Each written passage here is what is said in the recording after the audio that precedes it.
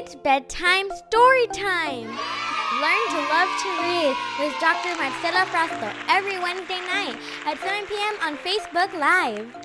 Hi everyone, it's Wednesday, so that's story time as you know. I hope everybody's doing well. I know kids are in testing right now.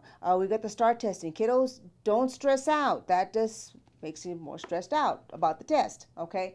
Moms and dads, do really try and keep your kids calm at this time. I know they're getting a lot of pressure from school to do well on their STAR testing. This is all the way from our little elementary kids all the way to our high school kids. They've got a lot of testing right now. We're coming to the end of the school year.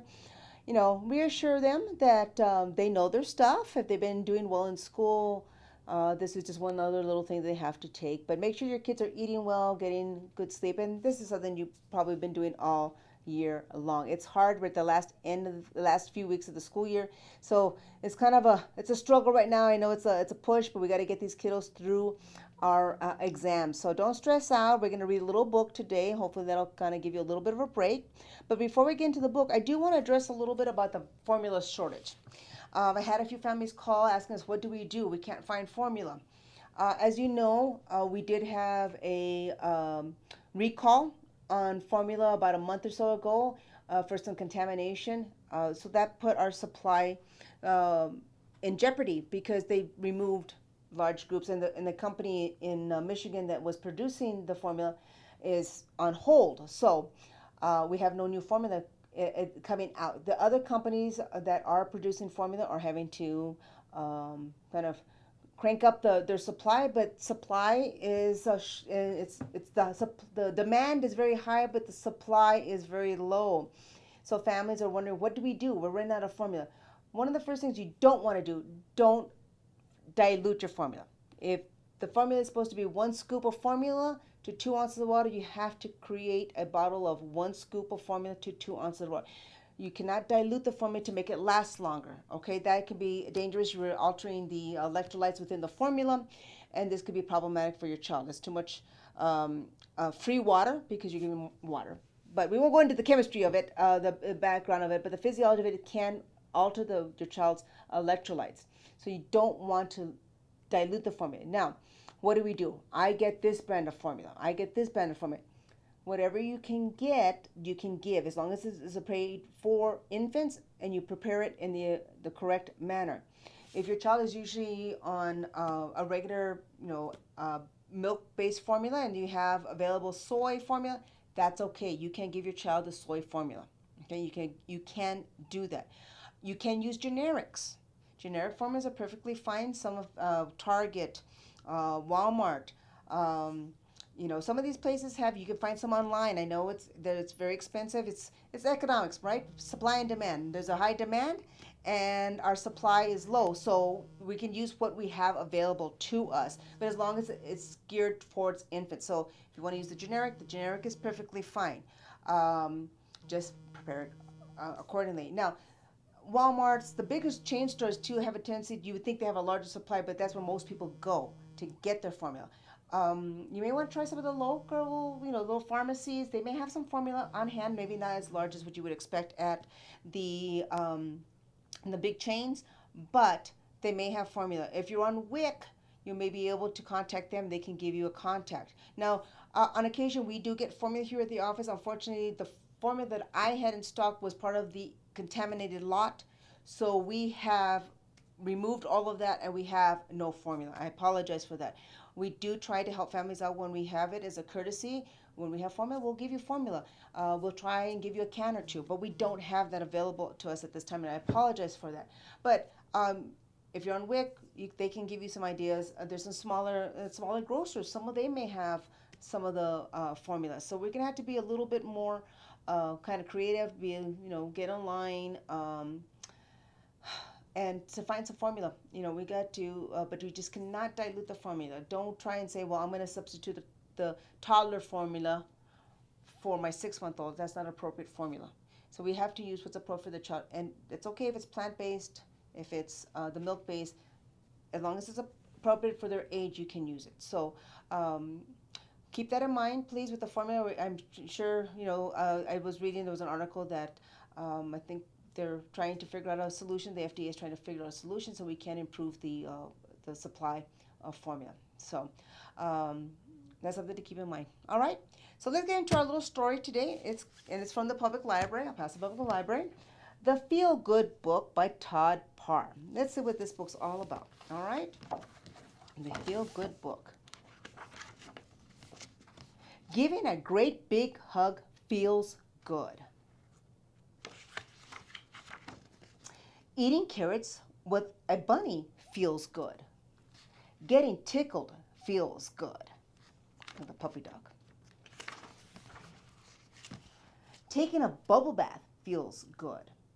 Showing the new kid around feels good. Rubbing noses feels good. Visiting a sick friend feels good.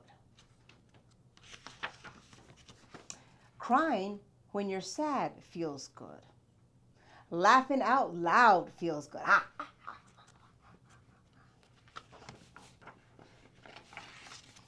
Brushing your hair with a line feels good.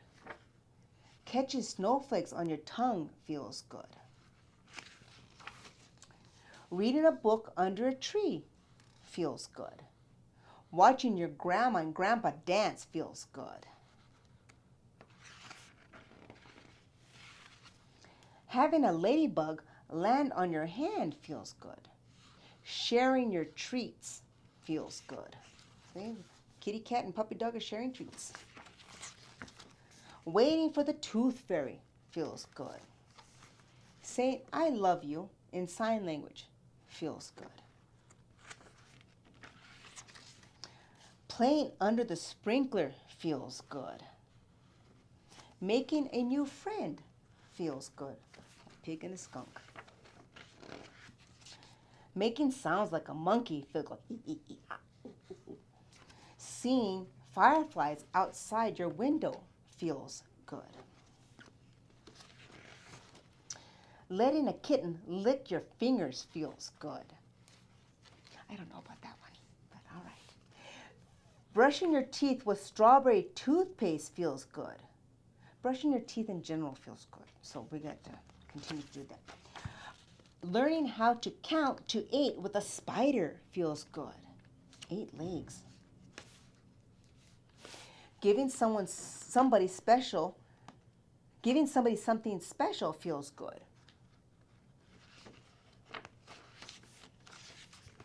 Whispering in someone's ear feels good. Being brave feels good. Taking a nap with a giant stuffed animal feels good. Being together feels good. It feels good to think about all the things that make you feel good. Rubbing my dog's tummy makes me feel good. And him too. What things make you feel good? Love, Todd. Todd Parr. So here's a fun little book, Mom and Dad. This is a nice little question to ask your kids at the end of the day. A lot of families are like, well, what happened at school? It was school. Nothing. Right? That's a common answer you get. Nothing. Why not ask them, what did you do today that felt good? Oh, I made a new friend. Oh, we danced to, we heard a new song at school. We were dancing at lunchtime. Any of these little things, Mom and going to the park feels good to spend time with my family. These are nice little things that you can do. And even point out at the end of the day before going to bed, hey, what was a fun thing we did, or what felt good? Giving you a hug feels good before going to bed. Taking a bath feels good. These little things that you can do for your kiddos to kind of get them involved with their day, to look at the little things. Unfortunately, we live in times where sometimes the negative kind of outweighs the positive. And so why not we look for the positive? Look at what, and sometimes you'll be surprised what your kids may say. They may say, oh, it feels good to clean my room. Wow, okay, take that one. All right? Feels good to have a nice bed to sleep in, have a nice house to live in. These are things that you can ask that question, ask your kids those questions, and you can do that at all ages. Your teenagers may, oh no, they're still going to give you the I don't know question, but you can they'll eventually elaborate a little bit on that. Was there something that was good that happened to you today? What did you do that was fun today? It's an open question. Did you have fun today? No. Close-ended question. You got your answer. But asking, what was fun today?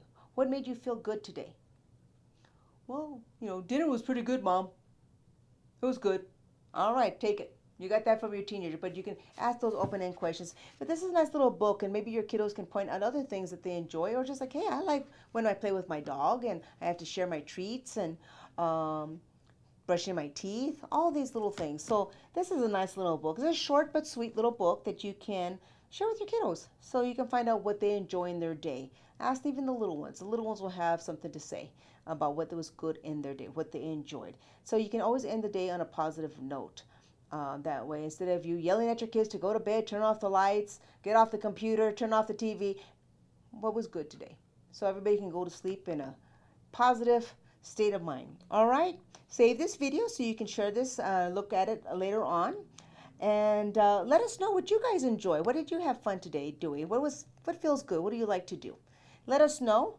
And get some rest tonight, kiddos, since you have to take your exams. But we will see you next week with another book. So tell us what feels good and what you enjoy doing, what's fun. All right? You all take care. Bye-bye.